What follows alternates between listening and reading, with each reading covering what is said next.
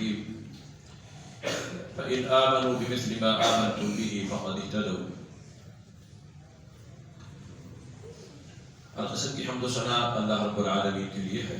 صلاۃ و سلام امام الانبیاء جناب محمد رسول اللہ صلی اللہ تعالی علیہ وآلہ وصحبہ وسلم کی ذات گرامی کے لیے. اس مختصر حمد و ثنا و صلاۃ و سلام کے بعد قرآن مجید کی اس آیت میں اللہ رب العالمین نے یہ ارشاد فرمایا ہے ان آمنوا بمثل ما آمنتم به فقد اهتدوا. اگر یہ لوگ اس طرح ایمان لے آئے جس طرح کہ محمد رسول اللہ صلی اللہ علیہ وسلم کے صحابہ ایمان لائے تھے تو پھر تو یہ ہدایت پہ ہے. اور اگر ایمان اس طرح نہیں ہے جس طرح صحابہ کرام کا تھا تو پھر یہ ہدایت پر بھی نہیں ہے. جامع ترمذی کی حسن حدیث ہے. نبی صلی اللہ علیہ وسلم نے ارشاد فرمایا تھا اللہ تعالیٰ یہودیوں پہ لعنت فرمائے وہ 71 فرقوں میں تقسیم ہو گئے تھے اور عیسائیوں پہ لعنت فرمائے وہ 72 فرقوں میں تقسیم ہو گئے تھے. ستفترق امتی علی 73 فرقہ. فرمایا میری امت 73 فرقوں میں تقسیم ہوگی. کلہم فی النار. سب کے سب جہنم میں جائیں گے. اللہ ہم سب کو محفوظ فرمائے. فرمایا الا ملۃ واحدہ. مگر ایک ملت وہ جہنم میں جانے سے بچ جائے. صحابہ کرام رضوان اللہ اجمعین فوراً بول پڑے اور پوچھا من ہم یا رسول اللہ. وہ ایک جو جہنم میں جانے سے بچ جائیں گے وہ کون ہوں گے؟ نبی اکرم صلی اللہ علیہ وسلم نے فرمایا ما انا علیہ واصحابی. نام نہیں بیان کیا آپ نے, ان کی ایک صفت علامت اور خصوصیت بیان فرمائی کہ جو میرا اور میرے صحابہ کا دین کو سمجھنے اور اس پر عمل کرنے کا طریقہ ہوگا صرف وہی ہی جنت میں جائیں گے. باقی جو اس طریقے سے ہٹے ہوئے ہوں گے وہ جہنم میں جائیں گے. اللہ ہم سب کو محفوظ فرمائے. سیدنا عبداللہ بن مسعود رضی اللہ عنہ فرماتے ہیں اختارہ اللہ لصحبت نبیہ. نبی صلی اللہ علیہ وسلم کے جو صحابہ کرام ہیں یہ کوئی حادثاتی طور پر ایمان نہیں لائے تھے.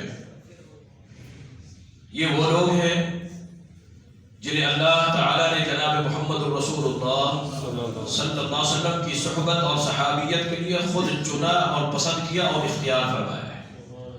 یہ اللہ کے چنے ہوئے ہو. اللہ نبوت اور رسالت بھی کسی کو ایسے نہیں دے دیتا. وَكَذَلِكَ يَجْتَبِي بِرُسُلِهِ مَن يَشَاءُ. نبیوں اور رسولوں کے لیے اللہ تبارک و تعالیٰ انتخاب کرتا ہے, چنتا ہے. تو نبی صلی اللہ علیہ وسلم کے صحابی کے لیے بھی اللہ انتخاب کرتا ہے, اللہ چنتا ہے. کتنے ہی ایسے لوگ تھے جنہوں نے نبی صلی اللہ علیہ وسلم کو دیکھا تھا لیکن ایمان نہیں لائے تھے تو وہ صحابی بن سکے نہیں. اور کتنے ہی ایسے لوگ کہ نبی اکرم صلی اللہ علیہ وسلم پر ایمان لے آئے لیکن نبی صلی اللہ علیہ وسلم کو دیکھ نہ سکے. یمن میں جو لوگ مسلمان ہوئے تھے, حبشہ کو جو ابرہہ بادشاہ تھا مسلمان بھی ہوا تھا جس کا جنازہ بھی نبی صلی اللہ علیہ وسلم نے پڑھا تھا, وہ صحابہ میں شمار نہیں ہے کیونکہ اس نے ایمان کی حالت میں نبی صلی اللہ علیہ وسلم کو دیکھا نہیں تھا. دیکھا بھی ہے ایمان نہیں ہے تو صحابیت کا شرف حاصل نہیں. یہ ایک اعزاز ہے, یہ ایک رتبہ درجہ مرتبہ اور مقام ہے جو اللہ عطا کرتا ہے. تو ہمیں اللہ رب العالمین نے یہی ارشاد فرمایا ہے کہ فَإِنْ آمَنُوا بِمِثْلِ مَا آمَنْتُمْ بِهِ فَقَدْ اهْتَدَوْا. اگر تمہارا ایمان انہی لوگوں کی طرح ہوگا جو محمد رسول اللہ پر ایمان لائے تو پھر تو تم ہدایت میں ہو. وَالَّذِينَ اتَّبَعُوهُمْ بِإِحْسَانٍ. صحابہ کرام کا طبقہ وہ ہے جن کے متعلق اللہ نے فرمایا کہ رضی اللہ عنہم ورضوا عنہ. میں اللہ ان سے راضی ہو چکا ہوں اور مجھ سے راضی ہو چکے ہیں. وہ جنہیں اللہ رب العالمین نے فرمایا اولئک هم المؤمنون حقا. یہ اللہ تعالیٰ کے برحق حق سچے مومن ہیں، وہ جن کے متعلق اللہ رب العالمین نے فرمایا اولئک حزب اللہ، وہ اللہ کے حزب ہیں، اللہ کی جماعت ہے، اللہ کی پارٹی ہے۔ اور ان کی ایک صفت اور خصوصیت قرآن کریم میں اللہ رب العالمین نے یہ بیان فرمائی ہے، یطیعون اللہ ورسولہ، وہ اللہ کی اطاعت کرتے اور رسول اللہ کی اطاعت کرتے ہیں۔ اور اسی وجہ سے اللہ رب العالمین نے انہیں اولئک هم الفائزون، اولئک هم الراشدون، اولئک هم المفلحون، اولئک هم خیر البریہ، اولئک هم اصحاب الجنہ، یہ اللہ تعالیٰ نے ان کو یہ اعزاز اور مقامات عطا کیے ہیں۔ ہمیں بھی یہی تمنا ہوتی ہے کاش ہمارا ایمان بھی نبی صلی اللہ علیہ وسلم کے صحابہ والا ہو جائے۔ دعا بھی کیجیے اللہ ہمیں انہی کے نقش قدم پہ چلنے پہ توفیق عطا فرمائے۔ اللہ ان سے راضی ہوا اور وہ اللہ سے راضی ہوئے۔ ساتھ اللہ نے یہ بھی فرمایا والذین اتبعوہم بإحسان، جو اچھے انداز میں خوبصورت انداز میں ان کی اتباع اور پیروی کریں گے، ان کے راستے اور طریقے پہ چلیں گے تو میں اللہ ان سے بھی راضی ہو جاؤں گا۔ اگر ہم یہ چاہتے ہیں کہ اللہ ہم سے راضی ہو جائے، ان کی ایک صفت اللہ نے قرآن میں بیان فرمائی یبتغون فضلا من اللہ ورضوانا، وہ اللہ کا فضل اللہ کی رضا حاصل کرنے کی کوشش کرتے ہیں۔ ہماری بھی کوشش یہی ہوتی ہے اللہ ہم سے راضی ہو جائے، اللہ تبارک و تعالی ہمیں ان کے راستے پہ طریقے پہ چلائے، اللہ ان کا ساتھ جنت میں نصیب فرما دے۔ تو جہاں ہم نے یہ دعا کرنی ہے وہاں دعا کے ساتھ یہ دعا بھی کرنی ہے کہ وہی ایمان کا راستہ اور طریقہ اختیار کرنا ہے جو رسول اللہ صلی اللہ علیہ وسلم کے صحابہ کرام کا تھا۔ وہ طریقہ اپنائیں گے، وہی ایمان بنائیں گے، وہی عمل کے طور طریقے اختیار کریں گے تو پھر جا کر اللہ ان کا ساتھ جنت میں عطا کرے گا۔ صلح حدیبیہ کے موقع پر جب مکہ کے کافروں نے روک لیا تھا نبی صلی اللہ علیہ وسلم کو، رسول اللہ صلی اللہ علیہ وسلم اور صحابہ 1400 سے زیادہ تھے جو عمرہ کرنے کے لیے جا رہے تھے، احرام باندھے ہوئے تھے، قربانی کے جانور بھی ساتھ تھے، مکہ والوں نے روک لیا، لیکن نبی صلی اللہ علیہ وسلم اور صحابہ کی چاہت تھی ہم کسی نہ کسی طرح عمرہ کریں گے۔ بالآخر مذاکرات شروع ہوئے، ایک شخص آیا مذاکرات کے لیے، بات بلجھ گئی اور فیصلہ کوئی نہ ہو سکا، صلح بھی نہ ہو سکی، وہ واپس چلا گیا۔ دوسرا شخص آ گیا سردار عروہ بن مسعود ثقفی، وہ آ کر دیکھتا ہے، دیکھا جاتا ہے نا کہ آنے والا سامنے اور اس کے ساتھ آنے والے لوگ کیسے ہیں، کہیں پیچھے بھاگنے والے دوڑنے والے تو نہیں ہیں یا ڈٹ جانے والے ہیں۔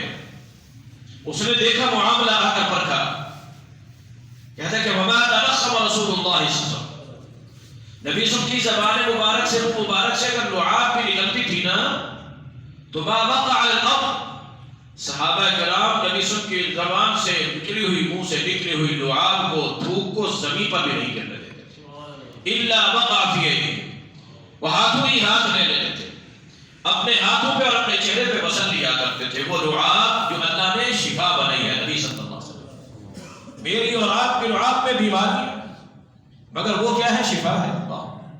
خیبر کے موقع پر سیدنا علی المرتضی رضی اللہ عنہ آنکھیں وہ آنسوں پہ جسم کا شکار ہو چکی تھی، پھول چکی تھی، نبی صلی اللہ علیہ وسلم نے وہی لعاب لگایا تو اللہ تعالیٰ نے ان آنکھوں کو شفا عطا کی۔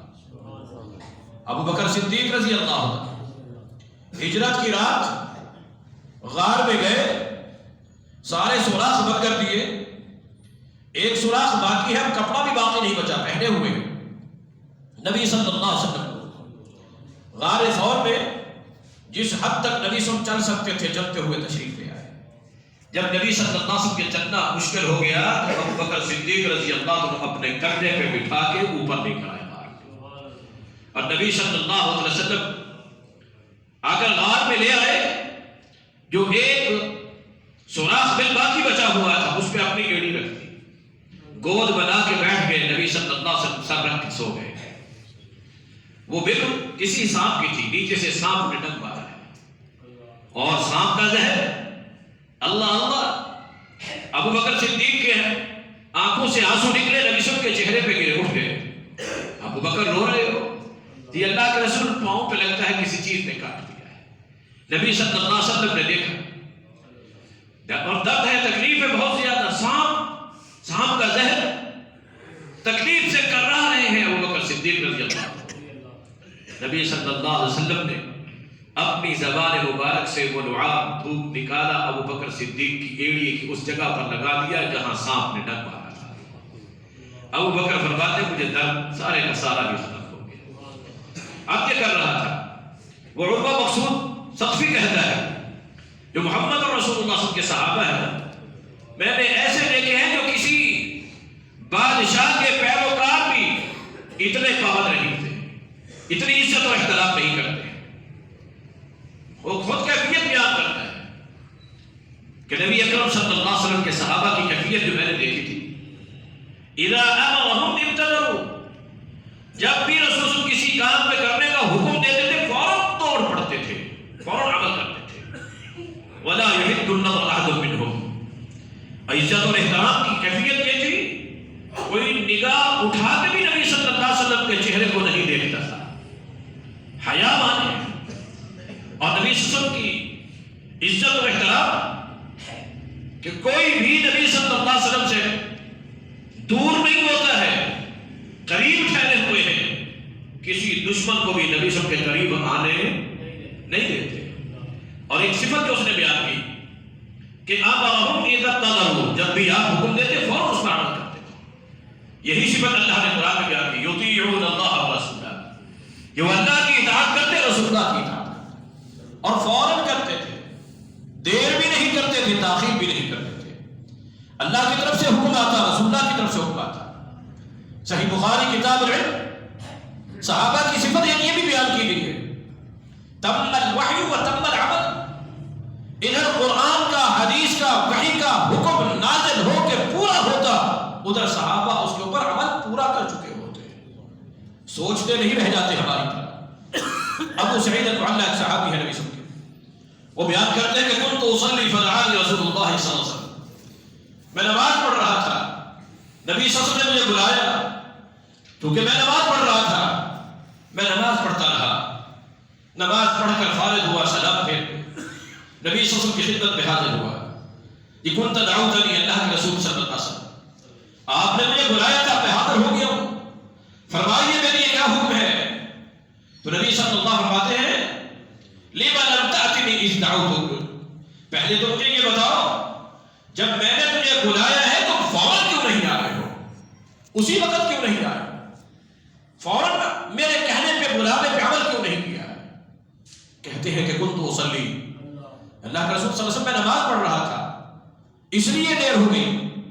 فرمایا اما تقرؤ القرآن، کیا تم نے قرآن نہیں پڑھا ہے کہ یا ایھا الذین آمنوا استجیبوا للہ وللرسول اذا دعاکم لما یحییکم، ایمان والو جب بھی تمہیں اللہ کا اور اس کے رسول کا حکم آئے، بلاوا آئے، پکار آئے، صدا آئے، آواز آئے تو پھر فوراً اس کے اوپر عمل کرنا ہے، فوراً عمل کرنا ہے۔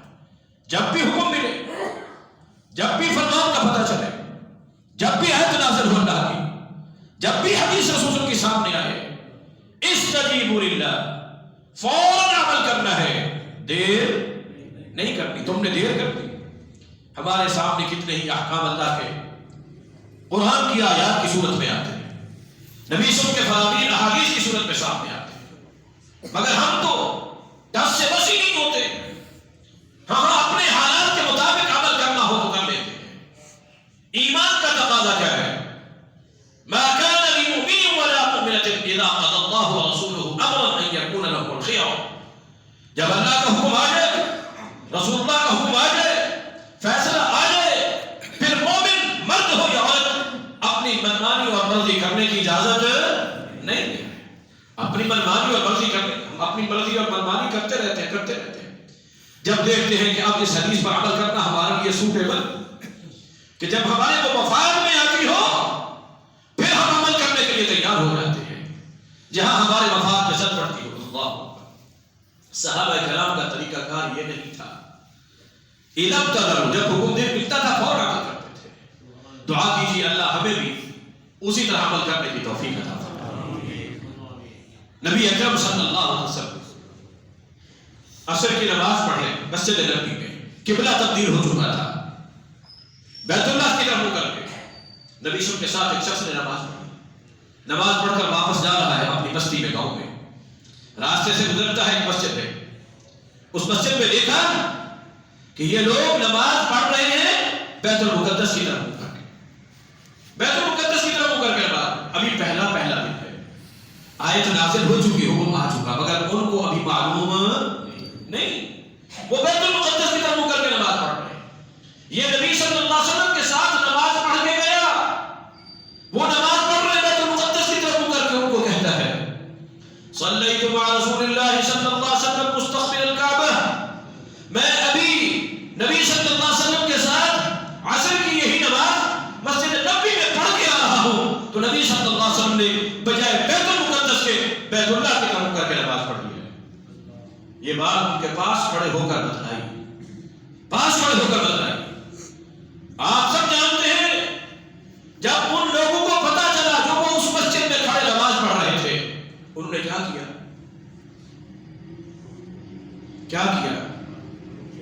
جی؟ کہ یہ نماز پوری کر لیں، یہ نماز پوری پڑھ لیں، 2 رکعت پڑھ چکے تھے، 2 باقی تھی، یہ آنے والا پتہ نہیں کیسا ہوگا کیسا نہیں ہوگا۔ جب یہ بات سنی، صلیت مع رسول اللہ صلی اللہ علیہ وسلم، میں نبی صلی اللہ علیہ وسلم کے ساتھ نماز پڑھ کے آ رہا ہوں، پتہ چلا یہ مومن مسلمان صحابی رسول ہے، اب تو یہ بات کر رہا ہے کہ میں رسول اللہ کے ساتھ نماز پڑھ رہا ہوں، تو یہ جھوٹ نہیں بول رہا، یہ سچ کہہ رہا ہے۔ جب نبی صلی اللہ علیہ وسلم نے نماز بیت اللہ کی طرف منہ کر کے پڑھی ہے، تو پھر ہم بیت المقدس کی طرف منہ کر کے کیوں پڑھ رہے ہیں؟ فَدَارُوا وَتَوَجَّهُوا نَحْوَ الْكَعْبَةِ، گھوم کر پھر کر بیت المقدس سے اپنے چہرے پھیر کر کیا کر لیا؟ بیت المقدس کی طرف منہ کر لیا۔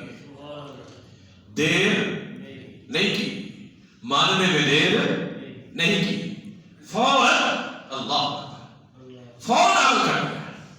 صحیح بخاری میں اس طرح اپنے جامع میں سب پڑھا رہا تھا، اللہ اکبر، حدیث آئی ہے، سعید ایک تبع تابعی ہے، وہ بیان کرتے ہیں، ابو ہریرہ رضی اللہ عنہ نے ایک حدیث بیان کی، میں نے وہ حدیث سنی، وہ حدیث کیا تھی کہ رسول اللہ صلی اللہ علیہ وسلم نے ارشاد فرمایا، رسول اللہ صلی اللہ علیہ وسلم من اعتق عبدا مملوکا، کہ جو آدمی اپنے کسی غلام کو آزاد کرتا ہے، اعتقہ اللہ بکل عضو من عضوہ من النار، جو آزاد کرنے والا ہے، اللہ تبارک و تعالیٰ اس کے ایک ایک عضو کو، ایک ایک جوڑ کو، ایک ایک انگ کو، جیسے وہ غلام کو آزاد کرتا ہے، اللہ اس آزاد کرنے والے کو جہنم سے آزاد کر دیتا ہے۔ سعید بن برجانہ تابعی ہے، ابو ہریرہ سے حدیث سنی، اور یہ سعید بن برجانہ سیدنا حضرت حسین رضی اللہ عنہ کے ساتھی میں سے تھے۔ ابو ہریرہ سے حدیث سن کے آئے حضرت حسین رضی اللہ عنہ کا، اور حسین بھی کون سے؟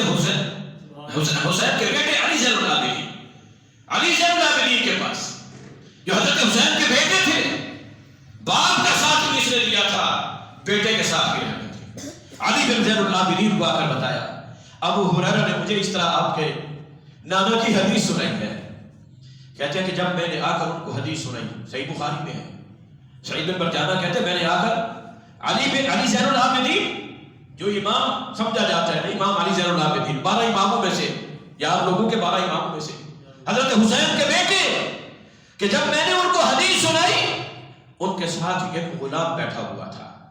ایک غلام، کیسا غلام تھا کہ حضرت علی بن یہ حسین رضی اللہ عنہ، علی زین العابدین کے چچا زاد ایک بیٹے جعفر بن حسن نے اس غلام کے لیے حضرت علی زین العابدین کو کہا تھا کہ یہ مجھے بیچ دو، تمہارا یہ غلام نیک ہے، عبادت گزار ہے، متقی ہے، فرما بردار ہے، کام جو ذمہ دیا جاتا ہے پورا کرتا ہے، یہ غلام مجھے بیچ دو۔ علی زین العابدین نے پوچھا کہ کتنے پیسے دو گے؟ کہا 1000 دینار دوں گا۔ 1000 دینار؟ کہا کہ نہیں دینا، کہا 10,000 درہم دیتا ہوں۔ 10,000 درہم کہا نہیں، یہ تھوڑی دیر پہلے ہی بات ہوئی تھی، اتنے میں آ کر میں نے یہ حدیث سنائی۔ علی زین العابدین نے جب یہ حدیث سنی اسی وقت اس غلام کو آزاد کر دیا۔ حدیث کو سنا، حدیث پر عمل کرتے ہوئے کیا کیا؟ اتنے قیمتی غلام، اتنے قیمتی، 1,000 درہم کوئی معمولی بات نہیں، 10,000 درہم کوئی معمولی نہیں تھے، اپنے دنیا کے اتنے بڑے منافع کو چھوڑ دیا، مگر رسول اللہ صلی اللہ علیہ وسلم کے فرمان پر کہ جب کوئی آزاد کرتا ہے اللہ اس کے لیے کہ عضو اور اب کو جہنم سے آزاد کر دیتا ہے۔ اتنے قیمتی اللہ اکبر غلام کو کیا کیا؟ آزاد کر دیا۔ نعیم المجمل ایک تعبیر ہے، وہ بیان کرتے ہیں کہ سردی کے موسم میں آیا ابو ہریرہ رضی اللہ عنہ کے پاس، وہ وضو کر رہے تھے، انہوں نے ہاتھ دھوئے اور پھر چہرے کو دھویا، اچھی طرح سے چہرے کو دھویا، اچھی طرح سے چہرے کو دھونے کے بعد اپنے بازو کو دھویا، بازو کو دھویا تو کہاں تک؟ شروع کیا یہاں سے اور لے کر دھوتے دھوتے دھوتے کندھوں تک چلے گئے، بغل تک۔ میں حیران اور پریشان کہ بھی ہم تو عام حالات میں بس کوہنیوں تک دھوتے ہیں، آج ابو ہریرہ جو ہے یہ کوہنیوں سے بھی آگے، یہ کندھے تک پہنچے ہوئے ہیں، موسم بھی سردی کا، پانی بھی ٹھنڈا جا۔ میں اسی حیرانی میں تھا، دونوں بازو کو کندھوں تک دھو کے سر کا مسح کیا، سر کا مسح کرنے کے بعد پیروں کو دھویا، یہ حدیث بھی صحیح بخاری میں، جب پیروں کو دھویا، عام حالات میں تو ہم ٹخنوں سے دھوتے ہیں، لیکن ابو ہریرہ رضی اللہ تعالیٰ نے گھٹنوں تک دھویا، گھٹنوں تک۔ میں نے تعجب کے طور پر کہا ابو ہریرہ یہ آپ یہاں تک دھو رہے ہیں، پاؤں ٹخنوں تک سے نہیں اوپر گھٹنوں تک دھو رہے ہیں؟ فما ہاکذا رأیت النبی صلی اللہ علیہ وسلم، بات یہ ہے میں نے نبی صلی اللہ علیہ وسلم کو اسی طرح وضو کرتے ہوئے دیکھا۔ ہم تو یہاں تک ہی گزارا کر کے چل پڑتے ہیں، یہاں تک ہی گزارا کر کے چل پڑتے ہیں، میں نے اسی طرح رسول اللہ صلی اللہ علیہ وسلم کو دیکھا تھا۔ اور ایک اور بات کے ساتھ بتائی کہ نبی صلی اللہ علیہ وسلم فرمایا تھا انتم غر محجلون یوم القیامہ، تم جب آؤ گے نا قیامت کے دن تو تمہارے اعضاء یہ وضو والے چمک رہے ہوں گے، چمک رہے ہوں گے، انتم غر محجلون، چہرہ بھی چمک رہا ہوگا، ہاتھ بھی چمک رہے ہوں گے، پاؤں بھی چمک رہے ہوں گے، تمہارے اعضاء چمک رہے ہوں گے۔ یہ بات بیان کر کے نبی صلی اللہ علیہ وسلم نے فرمایا کہ من شاء فلیطل غرتہ، تم میں سے جو چاہتا ہے اپنے ان اعضاء کی چمک کو لمبا کرنا، جتنا زیادہ لمبا کر سکتا ہے تو وہ کر لے، جتنا زیادہ، جب جہاں جہاں تک وضو کا پانی پہنچے گا وہاں تک ہی چمک رہے ہوں گے، وہاں تک ہی چمک رہے ہوں گے۔ سردی کا موسم تھا، اس بات کی پرواہ نہیں تھی، کیا کیا؟ سخت سردی میں بھی یہاں تک دھو رہے ہیں پیروں کو، یہاں تک کہ جب کل قیامت کے دن آئیں یہ ہمارے اعضاء صرف یہاں تک نہ چمک رہے ہوں، یہاں تک چمک رہے ہوں، وہاں تو ایک ایک ذرے کی نیکی اور ایک ایک ذرے کے نور کی بھی ضرورت ہوگی نا۔ یسنورہم یسعی بین ایدیہم وبایمانہم، قیامت کے دن اللہ نے قرآن میں فرمایا کہ اہل ایمان تو وہ ہیں ان کے آگے بھی نور چل رہا ہوگا، ان کے دائیں بھی اور ان کے بائیں بھی، دائیں اور بائیں نور۔ محدثین اور شارحین مفسرین نے لکھا ہے دائیں اور بائیں کا نور یہی ہوگا کہ انسان کے یہ دائیں اور بائیں بازو اور ہاتھ یہ چمکنے والے۔ اللہ عرض کرنے کا مقصد ہے صحابہ کرام رضوان اللہ علیہم اجمعین کس قدر نبی صلی اللہ علیہ وسلم کے فرامین کے احکام پہ صحابہ کس طرح عمل کیا کرتے تھے۔ آیت نازل ہوئی قرآن کریم کی، لن تنالوا البر حتى تنفقوا مما تحبون، کہ اس وقت تک تم نیکی کو حاصل نہیں کر سکتے جس وقت تک کہ اپنی پسندیدہ ترین چیز اللہ کے راستے میں خرچ نہ کر دو۔ آیت نازل ہوئی، نبی سب پڑھ کر سنا رہے ہیں، تلاوت مکمل نہیں ہوئی اگلا حصہ بھی نہیں پڑھا۔ ابو طلحہ انصاری رضی اللہ عنہ کھڑے ہو گئے، اے اللہ کے رسول صلی اللہ علیہ وسلم، اللہ نے فرمایا جب تک اپنی پسندیدہ چیز اللہ کے راستے میں خرچ نہیں کر دو گے تم نیکی کو نہیں حاصل کر سکتے۔ تو ان احب اموالی الی بیرھا، میرے جتنا بھی مال ہے، جائیداد، پراپرٹی، جو کچھ بھی میری ملکیت میں ہے، سب میں سے سب سے زیادہ پسندیدہ، سب سے محبوب اور سب سے پیاری میری یہ جائیداد اور جاگیر بیروحا والا باغ ہے، اور وہ باغ جس میں میٹھا پانی کا چشمہ تھا۔ کبھی کبھار نبی صلی اللہ علیہ وسلم بھی اس باغ میں تشریف لے جایا کرتے تھے، دوپہر کو ٹھنڈا پانی پیتے، درختوں کی چھاؤں میں شستاتے، اور جو پھل موسم کا مناسب ہوتا ابو طلحہ پیش کرتے، نبی صلی اللہ علیہ وسلم کھا لیا کرتے تھے۔ کہا اللہ کے رسول، یہ اللہ کے رضا کے لیے وقف ہے، آپ جہاں چاہیں مرضی اس کو خرچ کر دیں۔ حدیث کے سننے، قرآن کی آیت کے سننے کی دیر تھی مگر ماننے اور عمل کرنے میں دیر نہیں۔ اللہ اکبر۔ سنا ہوگا آپ نے جب یہودیوں نے، منافقوں نے مل کے ام المؤمنین سیدہ عائشہ رضی اللہ تعالیٰ پر الزام لگایا تھا، اور عبداللہ بن ابی منافق بات کر کے خود مکر گیا۔ خالص مخلص کچھ صحابہ، حسان بن ثابت جیسے، حمنہ بنت جحش جیسے، مصطح بن اسیسہ جیسے مخلص صحابہ، مخلص، وہ ایک دوسرے کو بات کر بیٹھے۔ اتنی بات کرنے کے باوجود منافق تو مکر گیا مگر صحابہ مکرے، صحابہ مکرے نہیں کہ واقعی ہم نے یہ بات کی تھی، سنی اس سے تھی، مگر وہ مکر گیا جو میں نے تو کی نہیں ہے۔ اب ان پہ زد آ گئی کہ آپ نے یہ بات کی تھی۔ مصطح بن اسیسہ ابو بکر صدیق رضی اللہ عنہ کا قریبی رشتہ دار تھا، اور نہایت غریب اور مسکین، اور ابو بکر رضی اللہ عنہ کان ينفق على اہلہ وعیالہ، اس کے پورے اہل و عیال کا خرچہ ابو بکر صدیق رضی اللہ عنہ کیا کرتے تھے۔ جب پتا چلا ابو بکر صدیق رضی اللہ تعالیٰ عنہ کو کہ میری بیٹی عائشہ صدیقہ پہ اس نے بھی بات کر دی، یہ رشتہ دار بھی تھا، میں اس پہ اپنا مال بھی خرچ کرتا تھا، اس کے گھر کے اخراجات پورے کرتا تھا، گھر کا راشن اور ضروریات پوری کیا کرتا تھا، اس نے ان باتوں کو نہیں دیکھا، میری بیٹی پہ بات کر ڈالی، آج کے بعد میں اس کو ایک ٹکا بھی خرچ نہیں کروں۔ اللہ، جب اللہ کے نام پہ خرچ کرنا ہے تو پھر اس انداز کی چیزوں کو دیکھا نہیں کرتے۔ اللہ کے لیے ہے تو اللہ کے لیے بس، رب جانے اور وہ جانے۔ ابو بکر صدیق رضی اللہ عنہ بہرحال انسان تھے، انسانی اور بشری تقاضے کے تحت قسم اٹھا لی کہ میں تو کچھ بھی نہیں دوں گا آج کے بعد اس کو۔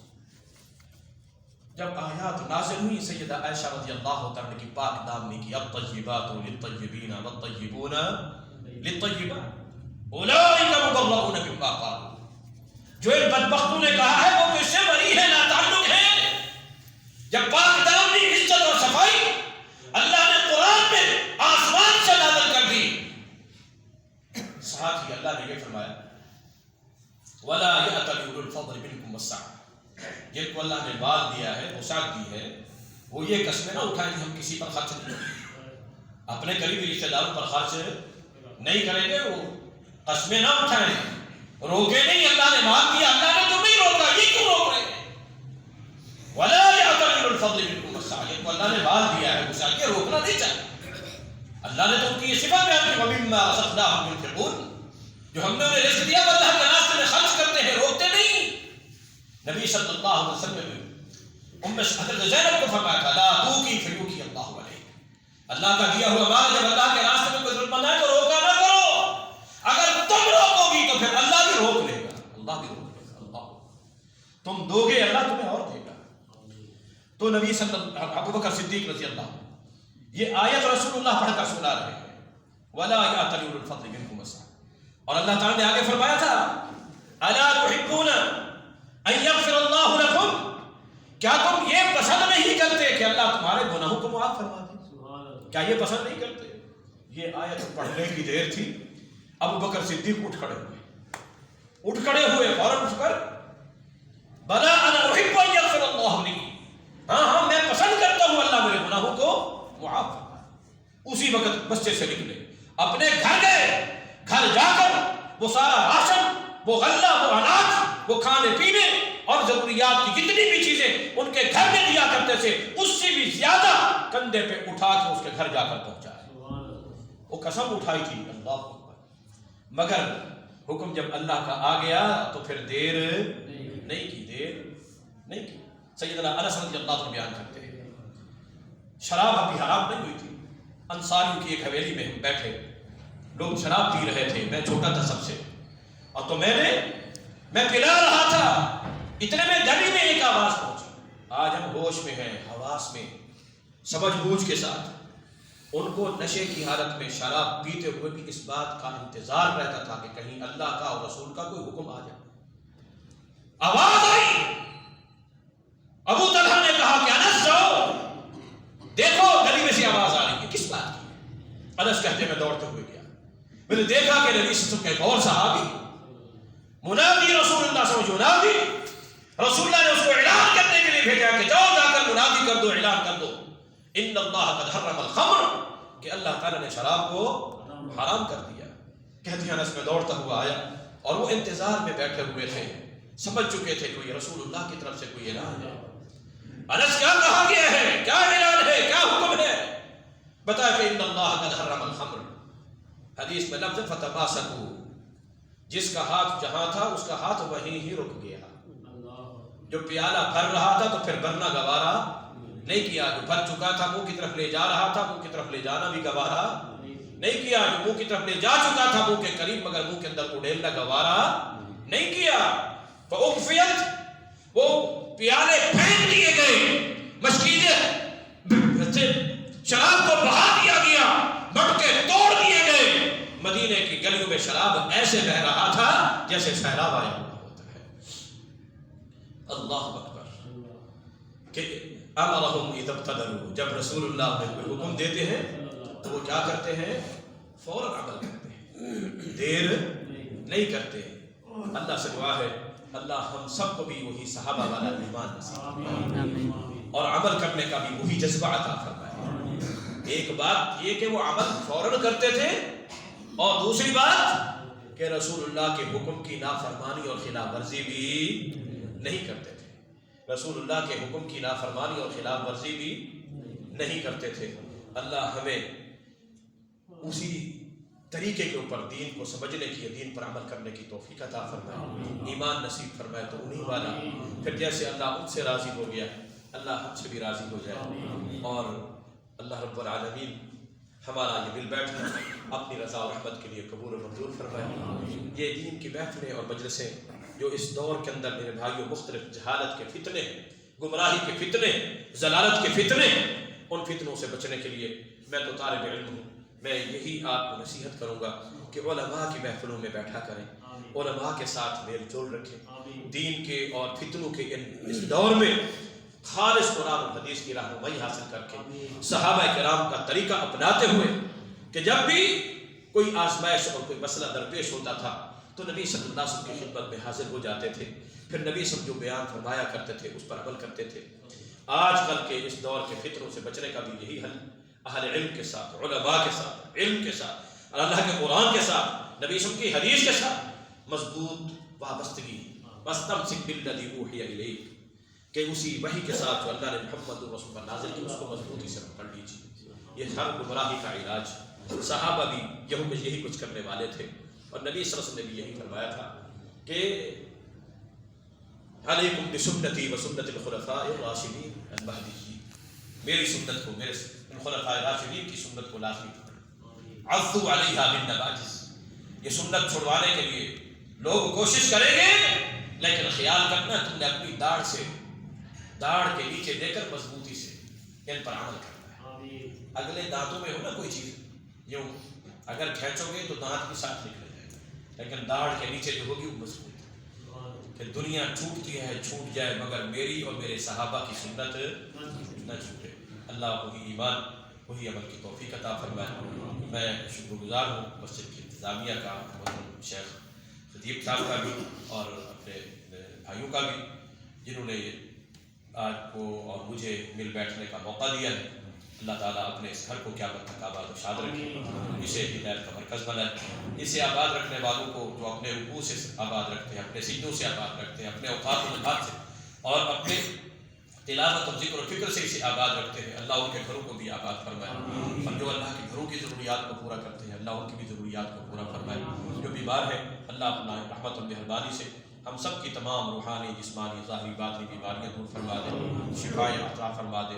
اسلام اور مسلمانوں کو اللہ عزت و غلبہ عطا فرمائے، دشمنان اسلام کو اللہ تعالیٰ نیست و نابود فرمائے. اللہ ہم سب کا خاتمہ بالخیر فرمائے، موت کی سکرات سے بھی محفوظ فرمائے، موت کے وقت کلمہ شہادت نصیب فرمائے، شہادت کی موت مدینہ طیبہ میں، اور پھر قیامت کے دن اللہ محمد رسول اللہ صلی اللہ علیہ وسلم کا ساتھ ہم سب کو جنت میں نبی صلی کا ساتھ نصیب فرمائے. جزاکم اللہ احسن جزا. سبحانک اللہم و بحمدک اشہد ان لا الہ الا